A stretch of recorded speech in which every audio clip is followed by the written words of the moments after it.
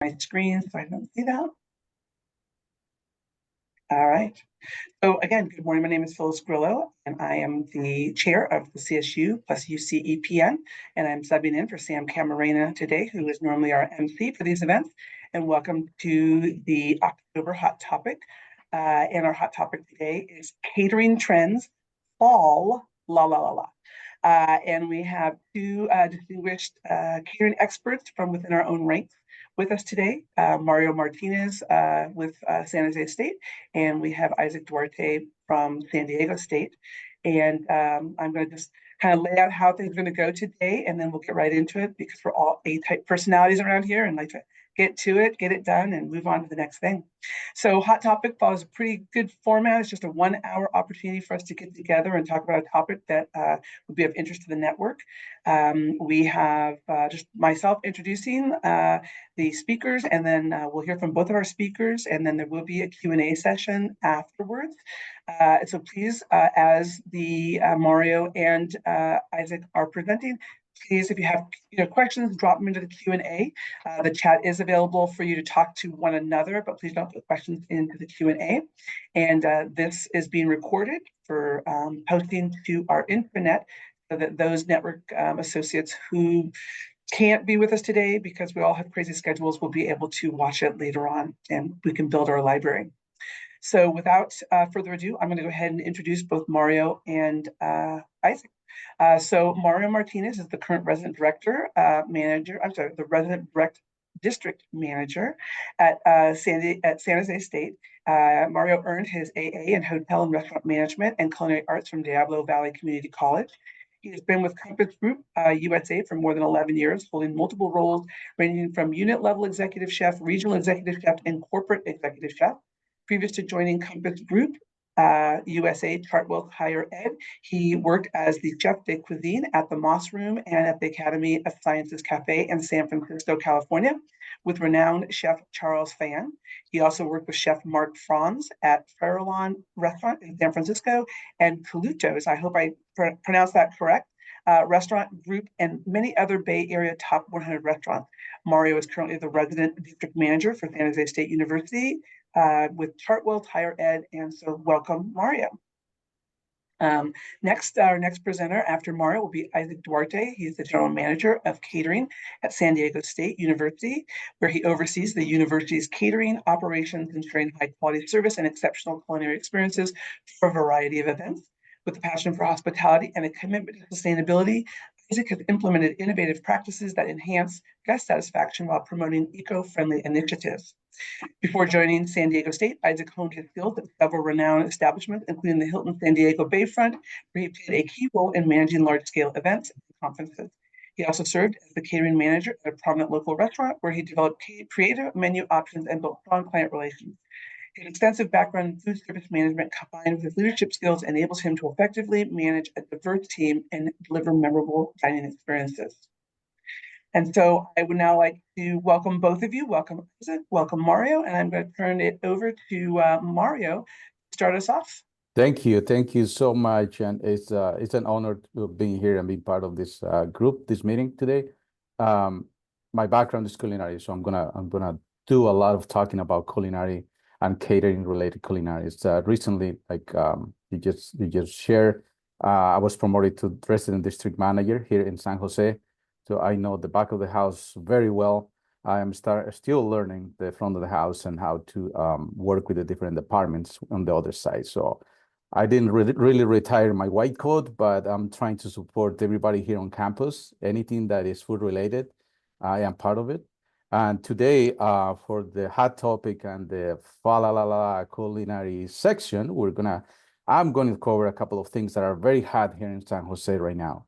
As you can imagine, we are a very diverse campus. We have a range of different cultures and different students from all parts of the world, different backgrounds, the food to me is always what brings people together, and it's the most important part of a lot of us at any given day. So bring us together and we share experiences.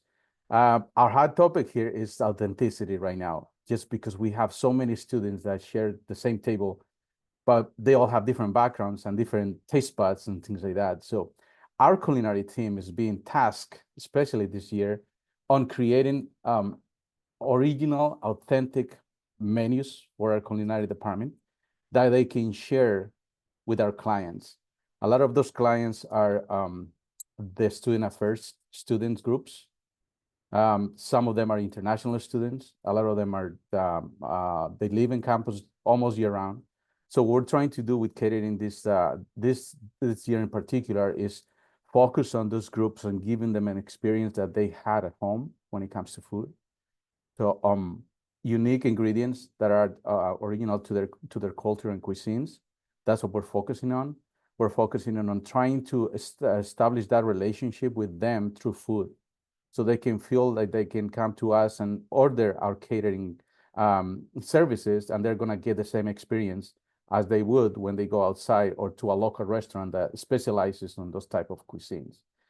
Just to give you an example, just a couple of weeks ago, we did a tasting, which is something that we implemented for those unique groups, where we put together a menu for the South African type of foods and ingredients and stuff like that. The feedback was great. A lot of it was very challenging because our chefs are not used to cooking that type of cuisines. It's a very robust flavors, sometimes spicy, which we try to stay away from for the general public. But for those type of groups is actually what they're looking for. So we learned that we have to, regardless of what we're trying to achieve, we have to keep in mind that those authentic flavors have to be there. And if they're looking for spicy food, that's what we have to give them. So that's something that we implemented, trying to stay with those authentic dishes that they want to enjoy and they can keep back and ordering from our catering department, which is big here in San Jose. So that's something that we established, we're working on, we're still developing menus and just trying to get all the feedback from those individuals so they can, actually we're learning a lot from them. Our chefs are very engaged. They like what they're doing right now. It's not your typical, catering request that you get. So doing those tastings and bringing those students in so they can give us their feedback has really helped us develop our catering program, specifically when we talk about authentic food and ingredients from other cultures. That sounds awesome. So, how are you implementing the authenticity? Like, tell us more about that. With the food tastings that we do, we bring in a group of individuals, right? And we cook the food. We give them those dishes so they can taste, and then they give us their feedback. And we focus on events that they have coming up, those cultural events throughout the year that they do, and that usually they tend to go outside to a third-party caterer, just because they can get those flavors, and that's what we're trying to bridge the gap between our catering department and those type of events. So that way they don't have to go outside to find that type of quality and authenticity. Sharing meals, basically. Yeah, as a great segue about being able to meet that need. Can you talk about some of the price point issues that you might come across in creating those kind of authentic meals? I know that a lot of our event professionals, but we all have budgets, and this is a very tight budget year, and so I think we all know that the price of everything seems to be higher. And so, how can you give some of the price point issues with maybe implementing authenticity and being outside the box? Yeah, that's something that also, in particular this year, because of everything that's going on and happening with inflation and the cost of living is just sometimes it's harder for some individuals to afford some menus that we have. So what we did is we took a look at our menu pricing and we tried to accommodate those needs based on the request and the pricing and the different budgets that these groups have. We have right now we have a variety of menus that can probably support any budget, and we're open to make changes to all of those menus that we have created. Creating a menu for us right now is just the baseline. We're working with our clients so they can tell us what they're looking for. We can remove items to make things fit their budget. We can add if they have more money and things like that. That's for I want to say the lower cost menus, but there is also another side to that that we're also working on, and that is creating executive catering menus, which is very exciting. I'm very happy with the way that came out. It's an entire different menu selections that we did, recipes that our chefs put together, and that is aimed for those higher end executive catering requests that we have. Is very interesting the way that we did it, because we involved our president, we involved cabinet members when it came to selecting those items and their menus. And on top of that, we focus on each of our chefs' strengths and culinary skills, so we can develop those higher end menus. So covering anything from a box lunch to a lobster and caviar, one of the chefs put together menus, is basically what we're trying to do, trying to expand our menu libraries so everybody has something that they can pick from.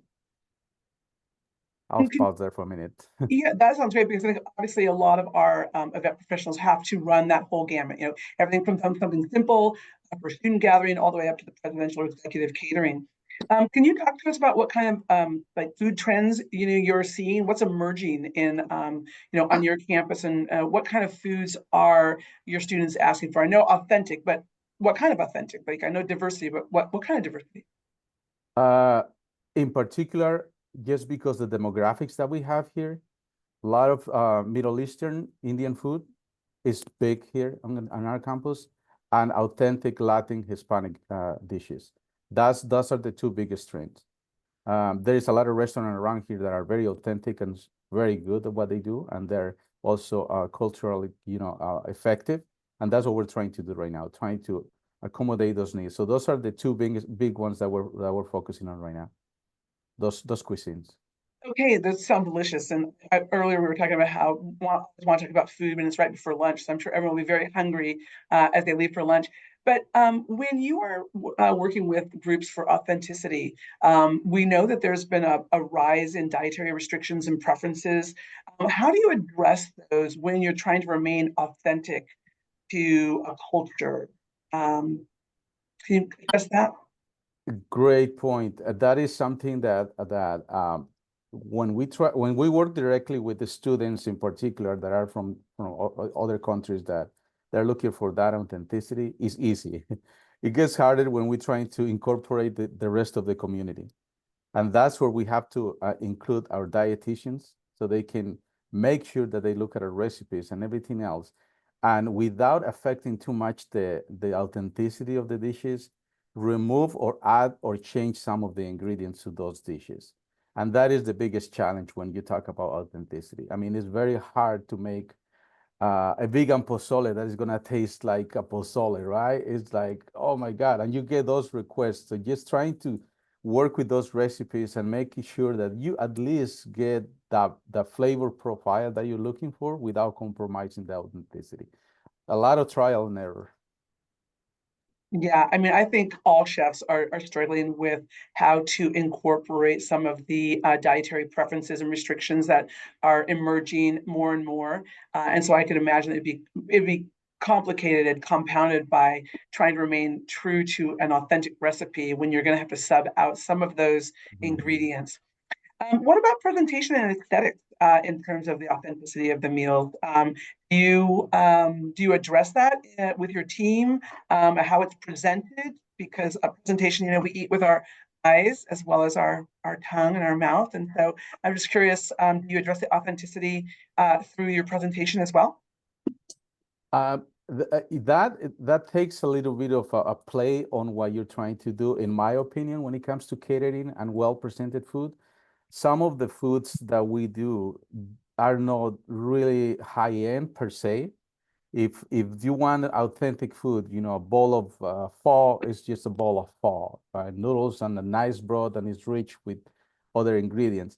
But when you serve it in a buffet style, what we do is we try to play with the overall ambience of the room, like the table decorations, like what type of bowls we put it on. Let's say something that you need to use, or a plate, or so that really creates more of a visual effect rather than it's easier to do it on a plated meal for sure. But when you're talking about a buffet, which we do a lot here, that is different. So we play with the room, with the ambience, with everything else around it, and really focus on the foods. The taste is what really brings everything in and tie the entire event together. I think that makes sense. I'm sure that's where you really work with your catering staff and your event team to make sure like where you're focused on the food, that they're focusing on setting the rest of the authenticity in the room through their decorations and their setups and the like. And that makes total sense. Absolutely. Awesome. Well, great. Is there anything else you'd like to add before I introduce Isaac? No, there's so many things that we can go on and keep talking about catering and things that are trending, but we'll pass it out to Isaac so he can share what his experiences are right now. Sounds Thank you. great. Well, Appreciate thank it. you so much, Mario and Isaac. Welcome, welcome. Nice to have you. I have to be honest and say that we're excited to hear more about your trip to Oaxaca. And San Diego State has a special place in my heart because, well, four of my kids went to San Diego State and never came home. I mean, I can see why probably. I came too. Thank you for the introduction. Thank you, Mario. That was awesome. Yeah, thank you. So part of my experience here with SDSU is not only running catering, but obviously overseeing the premium side of things. My experience also comes from the sports venue, having about 20 years of experience in sports venue with the San Diego Padres and formerly San Diego Chargers. But now we're here focused on campus and learning more things and how to incorporate my ideas and thoughts to the campus itself. To piggyback off Mario said, authenticity is one of the big things that we're doing here on campus with our Menu Azteca. So to explain to you what a Menu Azteca is our initiative. Menu Azteca is a culinary celebration intended to honor the Aztec culture. Obviously, San Diego Aztecs being our mascot, we want to derive from there. We want to connect with it and make sure it's authentic to what we're speaking about. In collaboration with SDSU Aztec Identity and Initiative, Menu Azteca provides choices that are authentic or inspired by the indigenous Mixteca people, also known as the Aztecs, in the ancestral homes of the greater Aztec Empire, including Oaxaca, Mexico. So learning from this trip, understanding Oaxaca is one of the main reasons. Can everybody still hear me? We can hear you, yeah. We can hear. There you go. We can hear you and see you now. You probably just like a lot of Latinos. You probably hit the wrong button on your. Yeah. On your So the reason why we chose Oaxaca is what was one part of the greater Aztec regions in Mexico. So we went down there this past week. It was our second time there, as our company has already made a trip a year prior, and we already came up with a very authentic and original menu. And when I say that is, we got to use the exact recipes and ingredients used back then in the days of the Aztec Empire. Also with the Oaxacan inspired cuisine that we do now in modern day. We did have our philanthropist, Ramona, who traveled with us, just to make sure that we were speaking true to what we were doing out there. No, we're just not saying, oh yeah, it's super authentic and it isn't. That being said, we use items since back in the day they didn't have any dairy, so a lot of it is gluten-free, non-dairy, vegan, and vegetarian. So it covers a lot of fields here already, with already presenting a great menu. It's an extensive menu from appetizers, starters, soups, salads, sides, entrees, with action stations and dessert as well. With that being said, it also comes with beverages, which I'm not sure if everybody's familiar with café de olla, kind of incorporating that agua de chocolate, incorporating that to the menu itself. We had a great time out there meeting with Michelin mentioned chefs such as Olga Cabrera from Tierra del Sol, and also Chef Daniel Robles from Casa Oaxaca. So when we visited the respective locations, they showed us how to make authentic mole using the spices, the peppers, all the ingredients. We went to the mercado, bought everything from the ladies in the mercado, everything 1000% authentic and organic.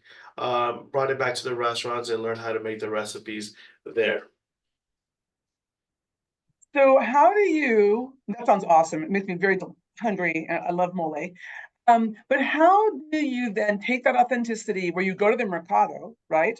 And then come back and every large food service company has a food service vendor that they have to use, or multiple. So how do you replicate what you can get at the mercado through these large food service providers that may or may not have those items. So how do you bridge that?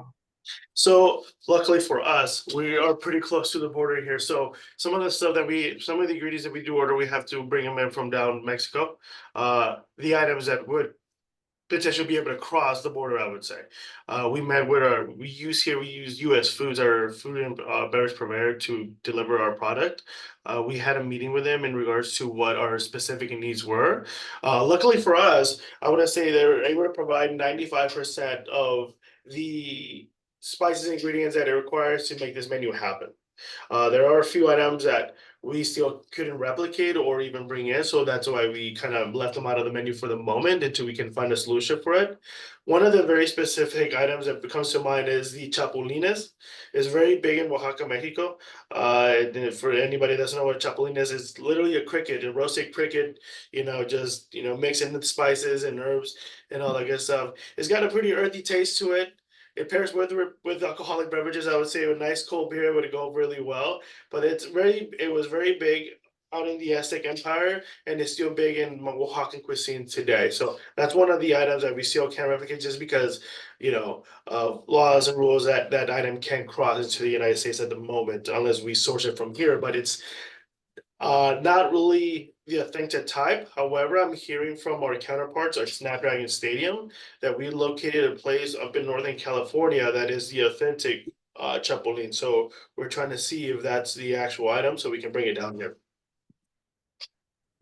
It'll be very interesting to see the response, because I've done some research myself on food in the future, and they talk about using some of that street food, like the crickets and the crunchies and those kind of things, and incorporating them into the mainstream menus. And but I just think that in the United States, it's just viewed differently. So I'd love to hear more about that as things roll along, and see how you incorporate those kind of authentic items into your menu.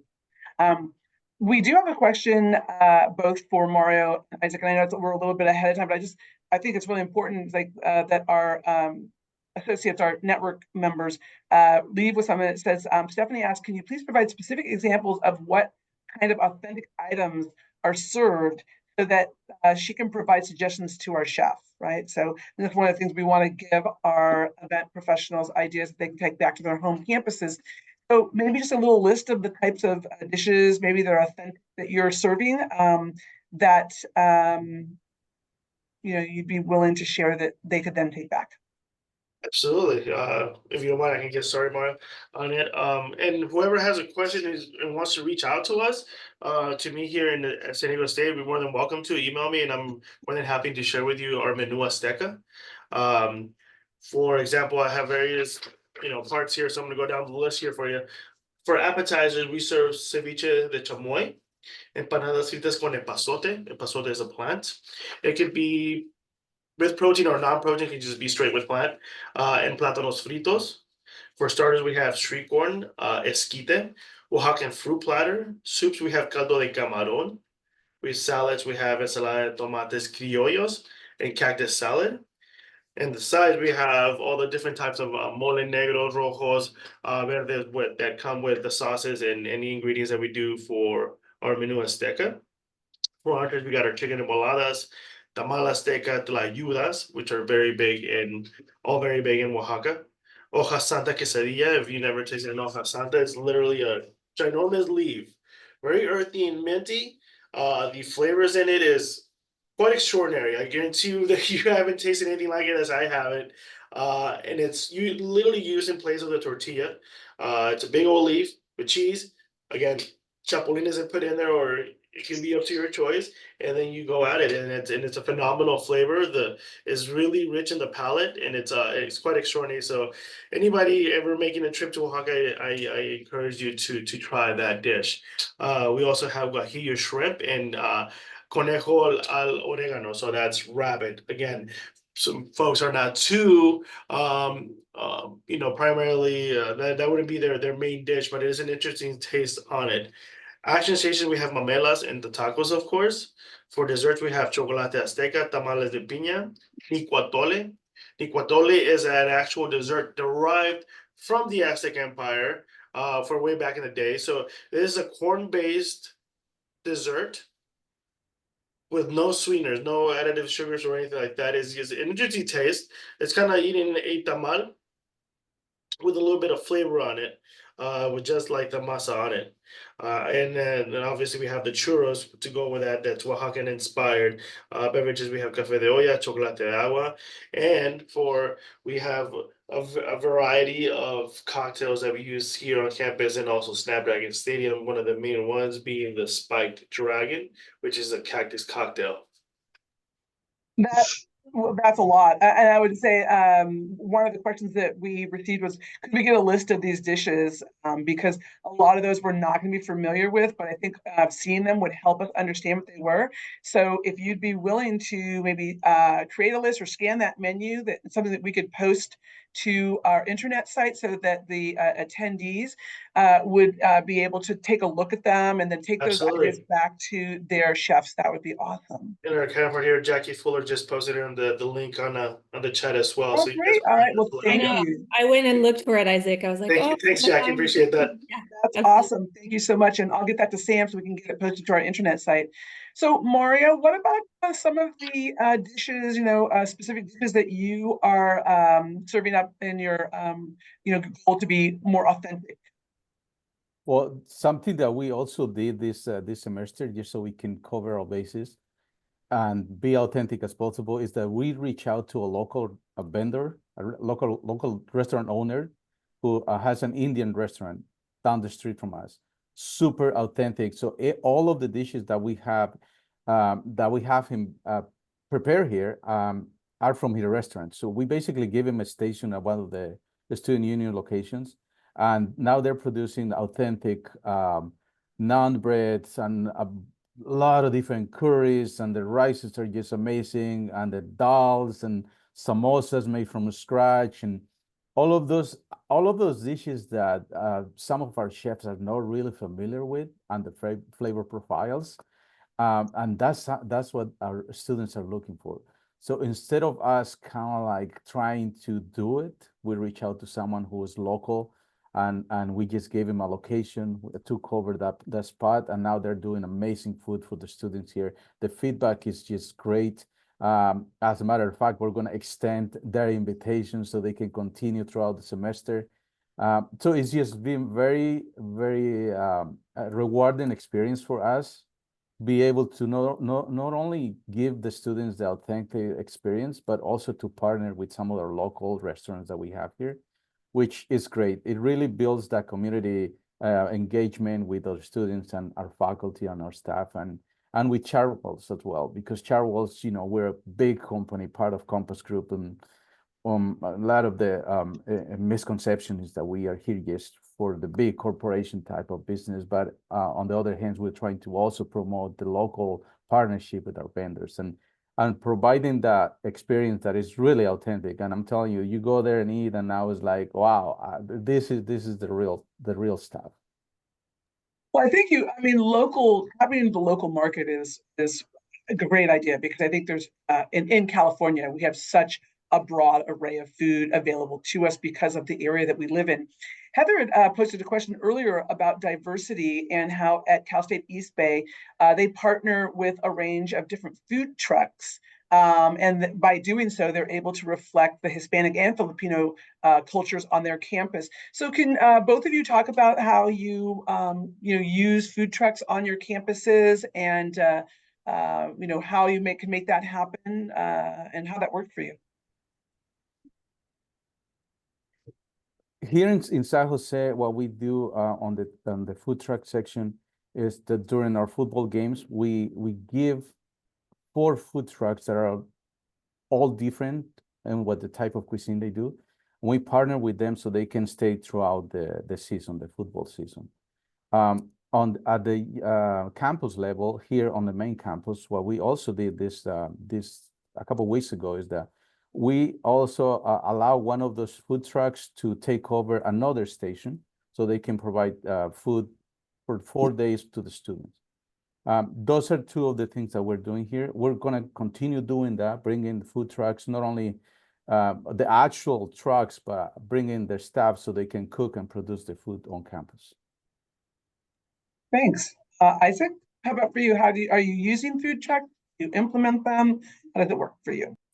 Yeah, we use food trucks here, and mainly is driven by the concession department here on campus, but I can speak on that. Every Thursday we have a farmers market here in the quad that we bring in various multiple food trucks from, Hispanic, South African cuisine, Indian Mediterranean, you name it. Greek. We have all kinds of food, and it's very popular with the students in that day. So they all come and visit the quad during farmers market. We also have a variety of other restaurants here in our commons area that are also multicultural foods that our student body likes to partake in. And Hussein from San Francisco State was asking about whether or not some of the other participants who are here have any cultural dishes that they would like to share and offer up as ideas for some of the other event professionals. So is there anybody here who would like to come off of mute and maybe share, just raise your hand and share a cultural dish or something that you're sharing on your campus that you can share with others?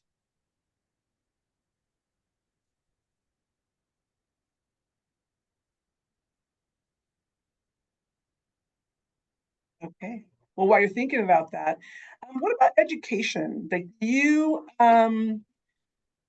you offer education about these dishes? These authentic, a movement towards authenticity would be great if people learn and knew more about it. So, is that something that you offer and combine with the authenticity?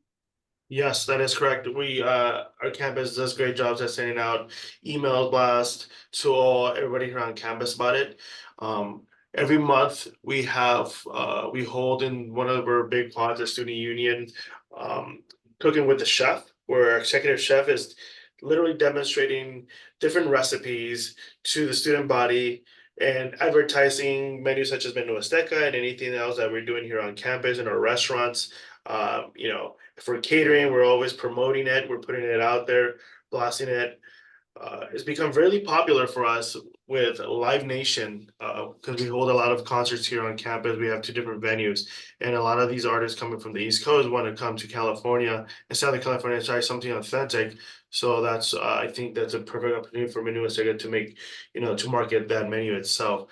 And that we have in our concession stands markets, we have advertisements, we have decals on the walls, pretty much just marketing this menu and the project behind it. Is that the same holds true for you, Mara? Do you offer some education along with your new menu? It's big with us here. Since I took over the culinary department, I made that a point that we were gonna do more cooking for students and more engagement. So what we did, we created a teaching kitchen group or club where students can join and be part of this group that can partner with our dining commons chefs, so they can cook together at least every other week. It ranges from 10 to 15, 20 students sometimes. And what they do is they put together all the mise en place and they demonstrate to them how to put together something as simple as a vinaigrette to a more complex dish like pad thai or things like that. So it's a lot of and students just engaging with the chefs and working with them, as well as we have a small garden here at the university level. And we use some of their ingredients, and with the sustainability group, we partner as well, so we can do an open teaching kitchen on the patio, where we take ingredients from the garden and we just show the students this is what we do from some of the ingredients that we get. Unfortunately, we don't produce a lot of it, so it's hard for us to incorporate those ingredients to the general public. But what we do is we teach them what they can do, and then they can go back to the garden and themselves they can collect those ingredients and take them to their kitchens if they have one, and then they can use them. So we do work a lot with the sustainability group here and the garden, so we can teach the students, how to use the chilacayote, which is a very unique squash from Mexico, an heirloom. items that they've never used and they've never seen, and you turn those items into like a candy or a spread, and then they're like, oh my God, this is amazing. So that's the teaching part that we're trying to incorporate here with the students. But most importantly, I think engaging them with their culinarians so they know where their food is coming from. I think that's so important. I think so many people really don't know where their food comes from anymore. Another question is, so I love this commitment to authenticity and trying new menus. And I think you mentioned and touched on it briefly, but how do you gather feedback, right? So how do you know that this new menu is successful? I mean, obviously by sales, but do you do any form of follow-up focus groups or soliciting feedback from the campus, whether it be students, whether it be faculty, whether it be staff, whether it be the C-suite attendees, donors? How does that work? Here in San Jose, we provide QR codes for each catered event. That's probably the easiest way to get immediate feedback. We also have a process of following up within 24 hours with anybody who orders catering from us. And an email is always the way to go, or a phone call. Feedback when it comes to catering is probably the most valuable thing that you can get after you do a catering. In my opinion, catering, it has a lot of more than just food involved. You get people's feelings, the expectations from different clients and all of things like that. So the more that we stay engaged with those students, clients, or faculty, that's where the most impact comes from. And immediate feedback is very, very, very much welcome. Yeah, I agree with immediate feedback being important. Isaac, what about for you? What kind of follow-up do you all do? That was great. Thanks, Mario and Phyllis. Mario's correct. I think the feedback that we get from our clients, whether it's positive or negative, it does the biggest impact on our department. You learn from it, you grow from it. And if you didn't get something right, the first time that you make sure that you correct those errors and move forward in a positive way. For us in the catering department, immediately after our event, we send out a feedback questionnaire, if you will, to every clientele, that whether it's a simple drop-off, set of pickup, reception buffet, anything from big to small, just kind of get feedback on how it was, how the interaction was with the staff, the management team, culinary, and their overall presentation. And we obviously take a look at it as a team here in the office, and anything that needs to be corrected, we jump right on it. We always reach out to the client and obviously give kudos to where we excel. I do think feedback is so critical. So I'm sure one of the questions that our event professionals, or something that our event professionals are thinking, is that you two are both so open. Obviously, you're on the cutting edge, you're thinking ahead, not everybody's doing that. And so what would your advice be to event professionals who maybe need a way to talk to their catering team about incorporating these new kind of concepts? What's the best approach? What's the best advice you can give them as resident directors and general managers of food service? Where do they start? Is it with the chef? Is it with the catering director? Do they come to you? I'll go first. For us, we always hold meetings. And it's more likely bi-weekly. We meet with our director, our culinary team, and our overall event management team, operations team, and sales team here in the office. And we discuss how what trends are going in. To me, it's important to, every time I tell somebody, hey, when you go out to eat dinner somewhere at a restaurant with your significant other, friends, or family, always pay attention to whatever the other people are doing. And it always brings in ideas, how to better your game, how to, how to raise that level. You never want to be stagnant. You always want to keep it new. You always want to keep something going. And we would come together, hold the meetings, and then we share ideas, and then if it makes sense for us, we move forward. Always encourage your team to just be open and be creative. There's no right or wrong answer. I would say it's trial by error. Give it a try. Everybody's more than welcome to input. It's not always just one person's idea versus everybody else. It's an open-minded. We're one team, and we can make this happen together.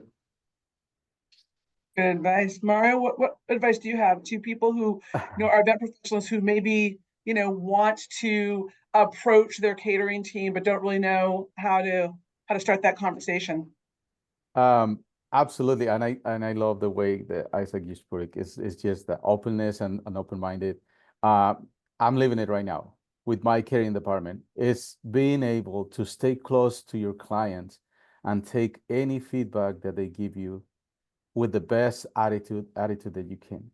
It's catering is all about trust, and gaining the trust of our clients is something so important. So staying close to them, the communication has to be super clear.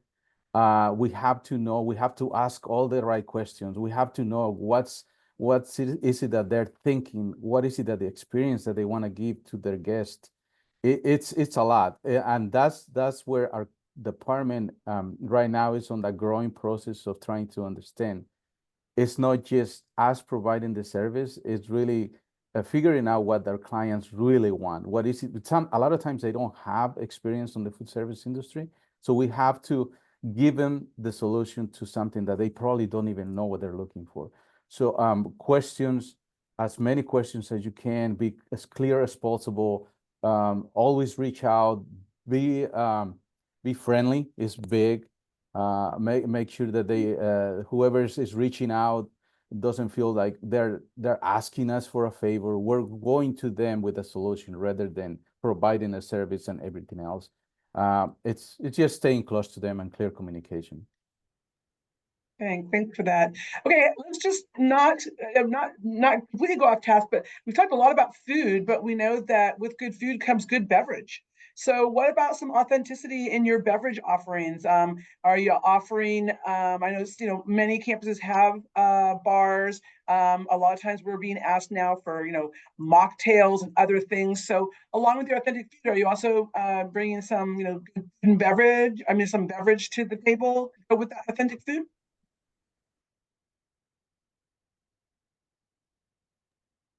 Yes, for us, the beverage that we bring with the authentic food are anything driven from the menú azteca, which would be the café de olla and the chocolate de agua, using chocolate from Oaxaca itself. Mezcal is huge in Oaxaca, so that's what we try to use for anything cocktail driven or related to the menu. Aside from that, nothing more than the usual from authenticity. And then Mario, what about on your side? Aguas frescas are huge. And delicious. Yeah, sometimes going outside the box and combining and changing some things like chia with cucumber is really good. Mint, cucumber, and maybe basil is also very refreshing and different. In one of our stations at our main dining commons is our Latin station, mostly Mexican, so we do aguas frescas on a daily basis there.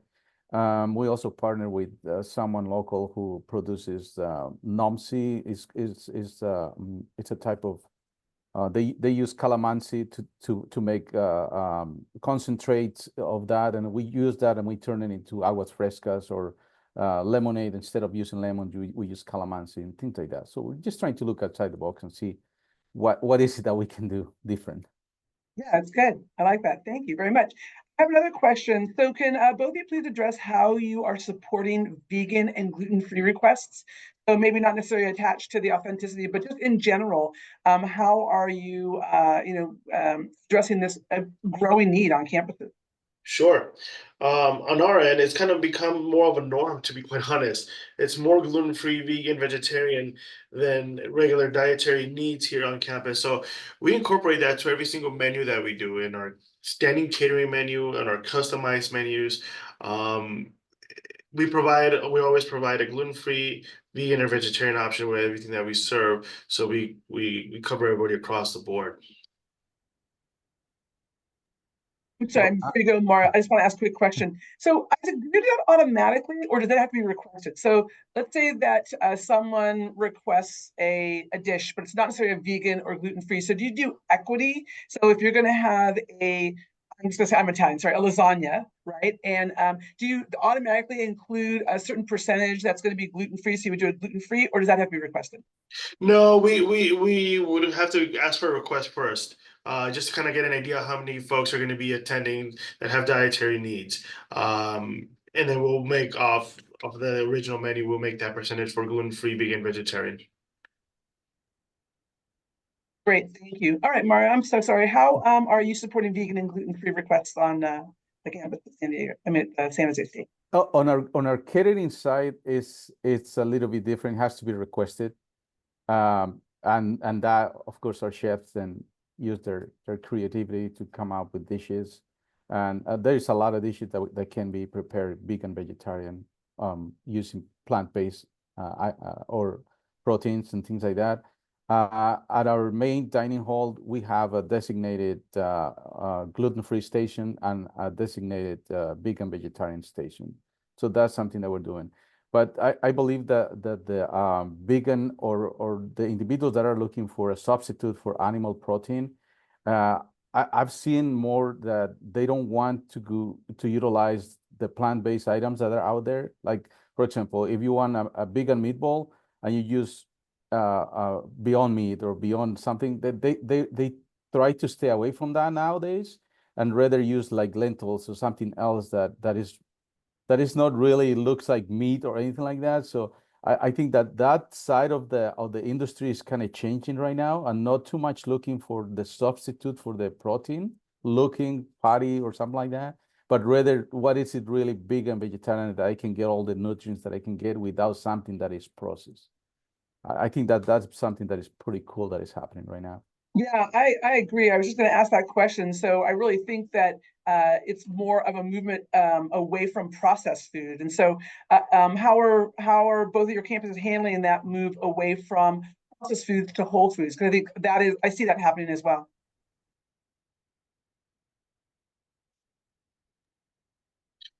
For us, we're taking a look at what our distributors are bringing into our loading docks. That's with U.S. Foods, and seeing how we can provide less processed foods, I would say, right, to our clientele, and student body. For the most part, I think the culinary team here on campus and concessionaire and markets are doing a great job at maintaining that.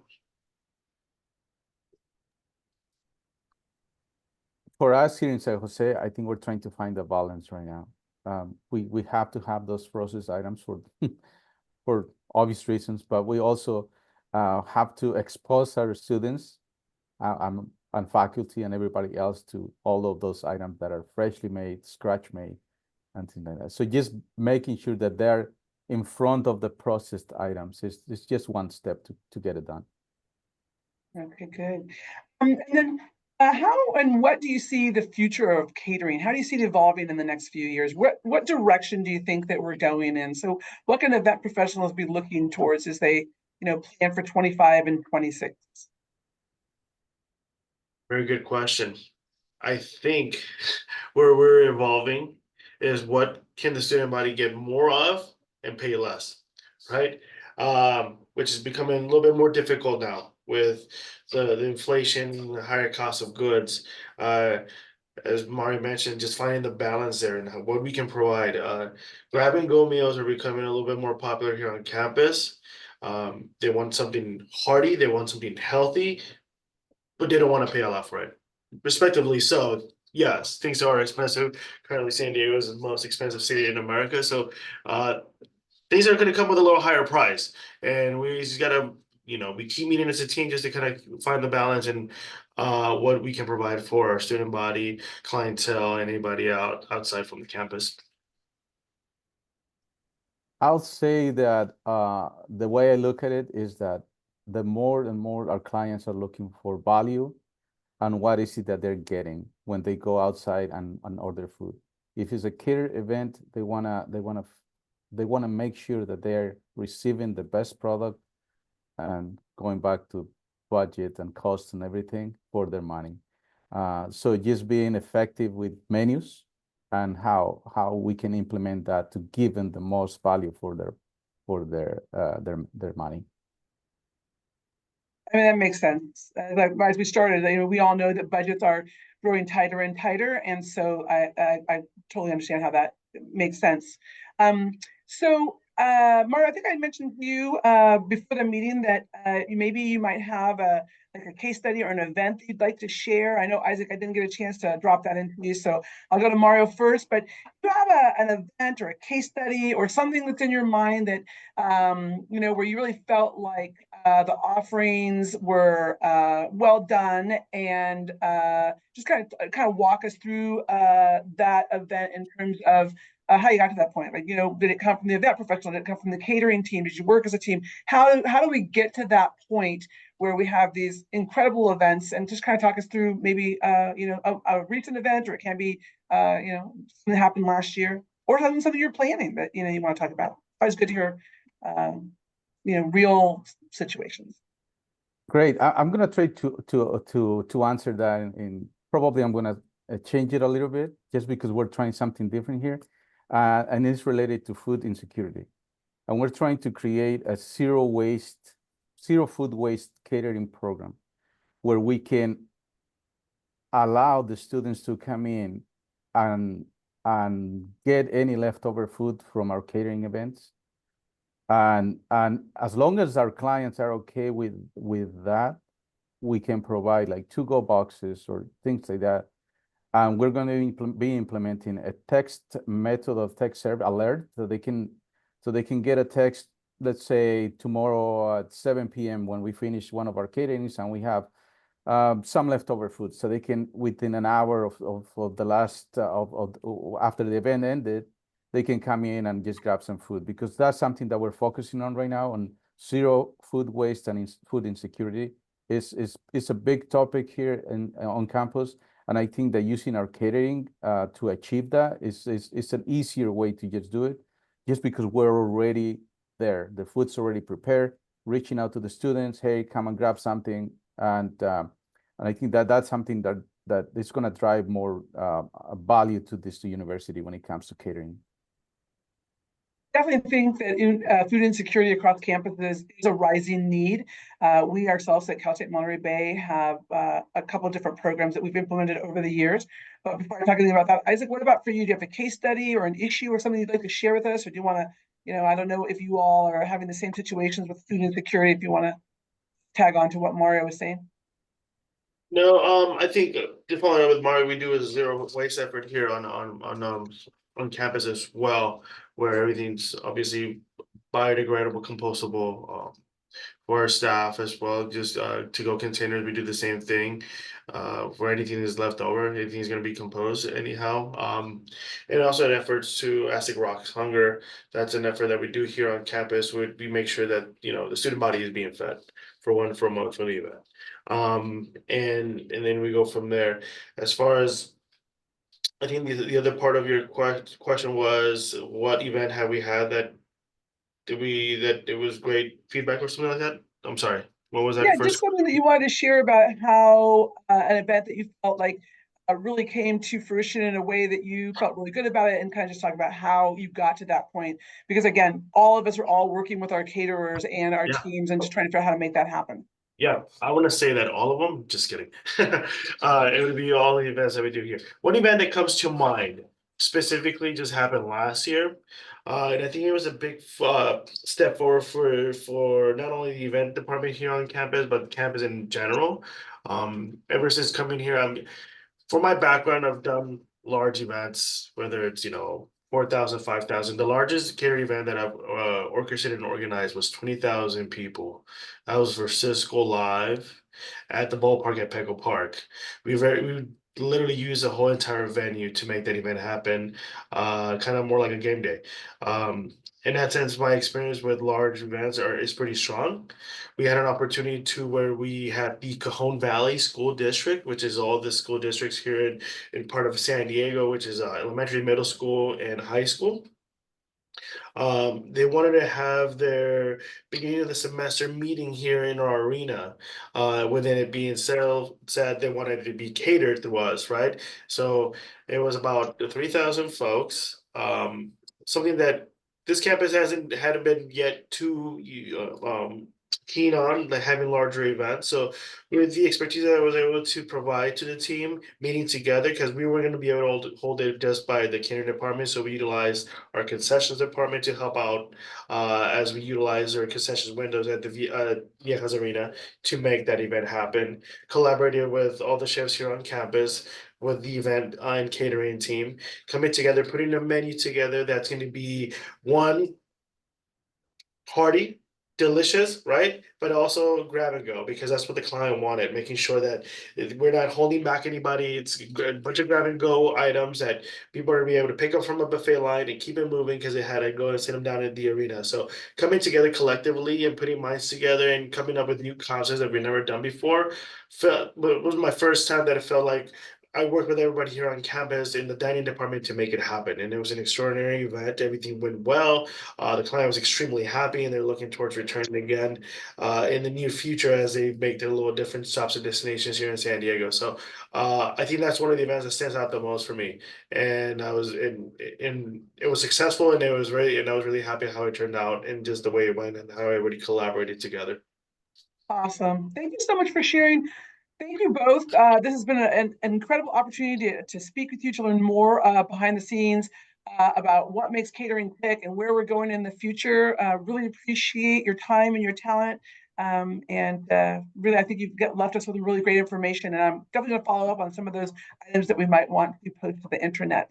For the rest of us, thank you so much for being here today. I'd like to remind you that our next one, our next hot topic for November is going to be on giving thanks, staff appreciation.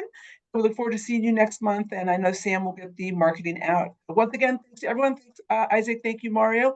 Thank you, Griffin, for being our technician today. Really, totally appreciate it so much. And to the rest of you, have a great day. Have a great day. Thank you, Thank you. everybody. All right, thanks so Take care much. now.